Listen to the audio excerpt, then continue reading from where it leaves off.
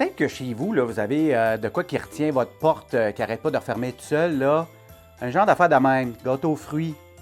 Peut-être que de l'année d'avant, tu sais, peut-être même, ou de 2 ans, ou même de cette année. Tu sais, on va te dire, là, tu donnes ça à quelqu'un que tu n'aimes pas vraiment, là, un gâteau aux fruits, là.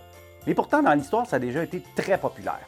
Les Romains, eux autres, avaient une espèce de gâteau fait avec de l'orge, des noix, de pain, puis des raisins secs. Au Moyen Âge, on va commencer à rajouter des fruits séchés un petit peu plus, du miel, des épices. Et puis même qu'en 1490, le pape va même autoriser de pouvoir mettre du beurre dans la recette. Et il est fin, hein? Innocent. C'est le nom du pape. Il s'appelait Innocent. Innocent 8. Ça veut dire qu'il y en a eu 7 avant lui.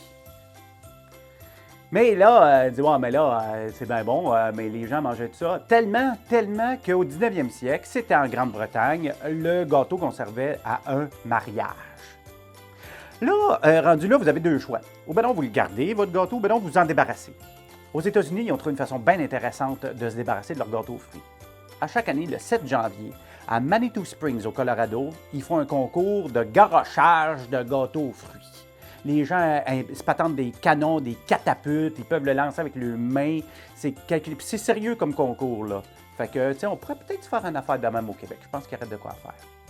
Sinon, si vous voulez le garder, tu sais, vous êtes genre gardeux, bien, peut-être que vous allez faire comme cette famille-là. Encore une fois, une famille aux États-Unis qui s'appelle la famille Ford. Qui, eux autres, grand-maman Ford, qui s'appelle Fidelia Ford, en 1878, a fait un gâteau aux fruits. Elle est morte avant de pouvoir le couper.